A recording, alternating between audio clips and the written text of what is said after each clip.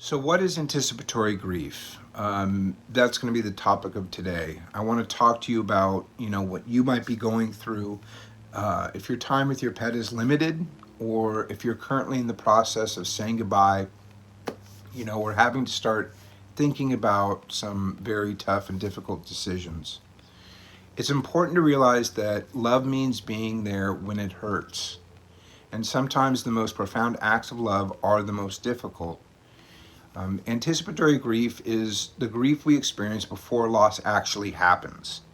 So instead of grieving memories, we begin to grieve possibilities and the unknown. We grieve the walks that we know are coming to an end. We grieve the empty food bowl that, someday won't need to be filled. We grieve how your home will feel when it's just filled with quiet. We grieve the future that we imagine together. And the reality that nothing lasts forever begins to really, set in. Research has shown that owners caring for elderly or seriously ill pets often experience anticipatory grief and caregiver burden and emotional stress as separate but related experiences. And these emotions can influence and just intervene on your well being and even affect how owners approach difficult medical and end of life decisions. So if you're crying while your pet is still here, you're not grieving incorrectly. You're just grieving because your heart already understands what your mind is still racing and trying to accept. One of the hardest parts of anticipatory grief is that it can steal what you have today. Your dog is sleeping beside you, but your mind is already imagining tomorrow. Your cat is purring, but you're wondering if, this could be the last time. You start taking hundreds of photos, watching every breath, looking for signs, and just second guessing every decision instead of enjoying the moments that you still have. Your mind begins rehearsing the pain that hasn't arrived yet. But I want you to know that I understand what you're experiencing, as I've been there myself on sadly more than one occasion.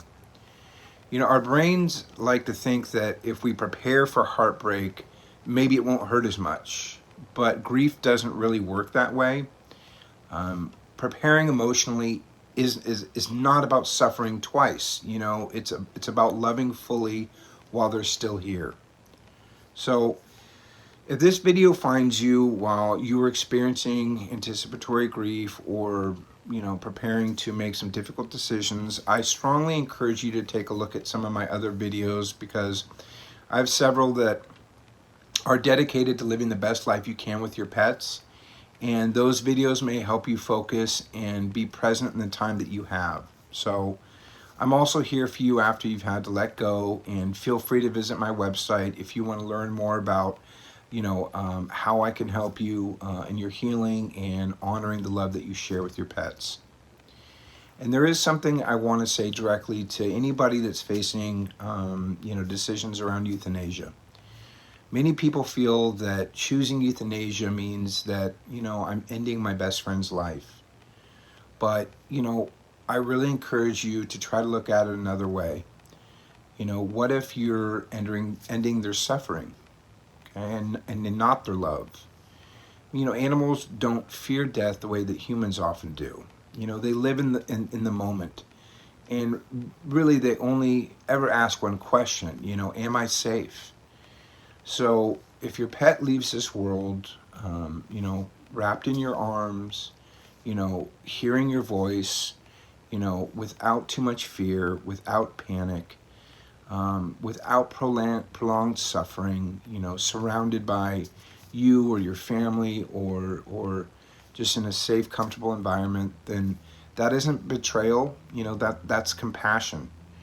And sometimes love means fighting. Sometimes love means letting go. And knowing the difference may be one of the hardest decisions that any of us will ever have to make. And euthanasia literally means a good death.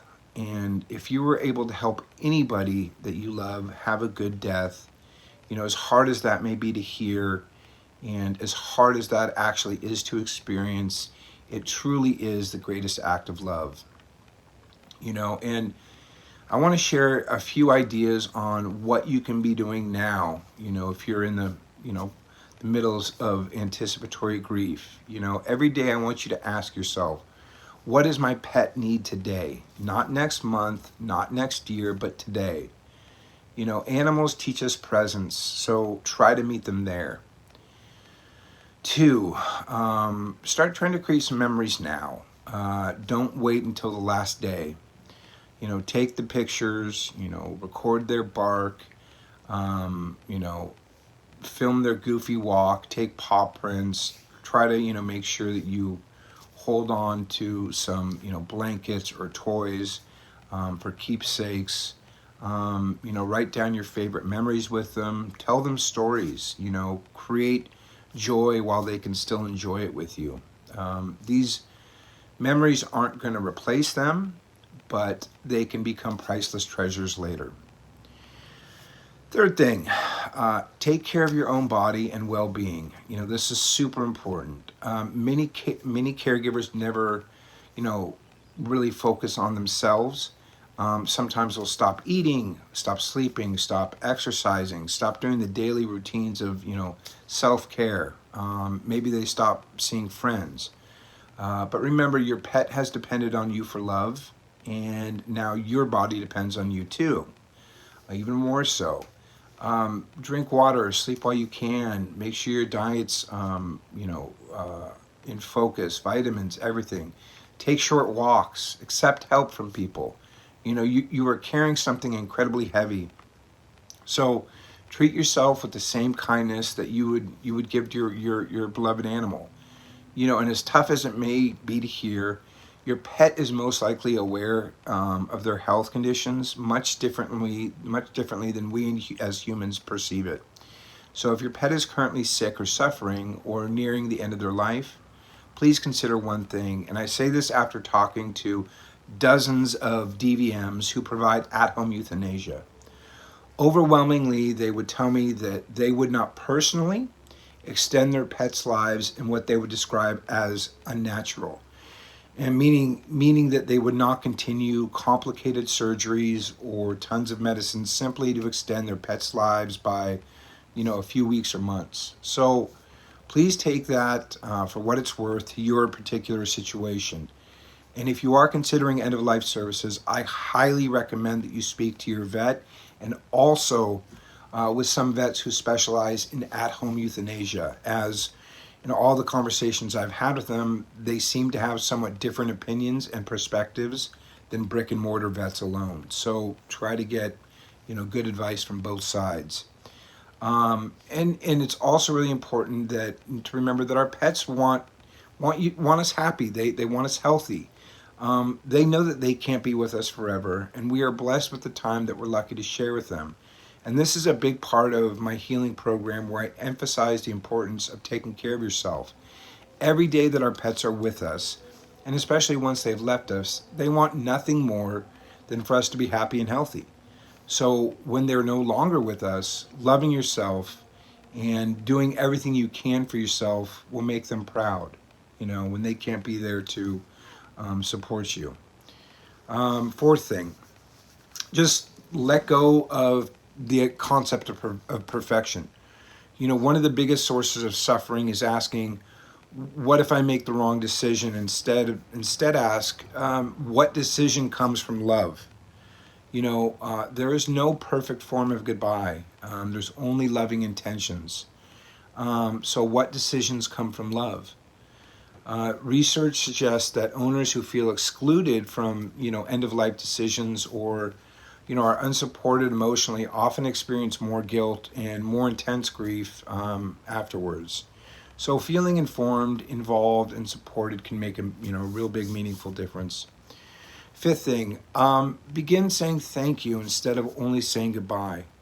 Every day or every night, tell your pet one thing that you're grateful for. Maybe thank you for every walk. Thank you for making me laugh. Thank you for comforting me. Thank you for sharing my bed with me. Thank you for loving me without conditions. You know, gratitude doesn't erase grief, but it does change its shape. And little by little, love begins standing beside the sadness. So, another thing, guilt is almost inevitable. You know, and I have videos dedicated to this, and we explore this in great detail in the Forever in Our Hearts healing program. Because the majority of human loss doesn't involve a lot of guilt, but pet loss almost inevitably does. And I'm not saying that's black and white. I'm saying the majority of human loss does not, include these cycles of guilt. But in pet loss, sometimes you'll wonder, did I wait too long? Did I do it too soon?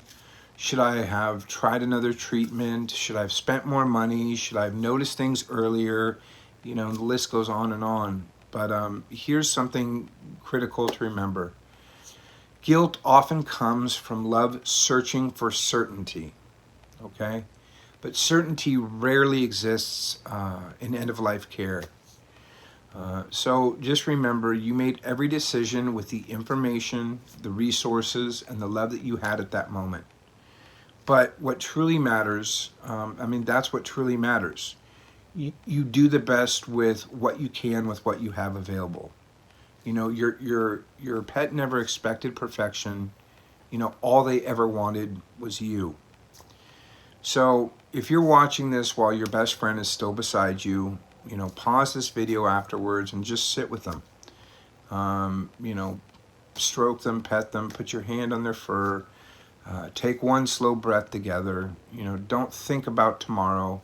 Just be together, just for today. And, you know, one day this chapter will become a memory. But today, it's still your life. So just love them with your whole heart.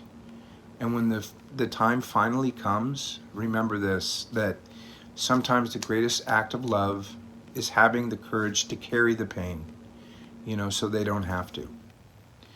So thank you for being here. And if you're walking through anticipatory grief right now, please know that you're not alone. Feel free to, visit my website to learn more about, how I may be able to help you. Or just, leave your pet's name in the comments, ask any questions, and let's honor them together. So until next time, just take gentle care of yourself and keep loving deeply. Thank you.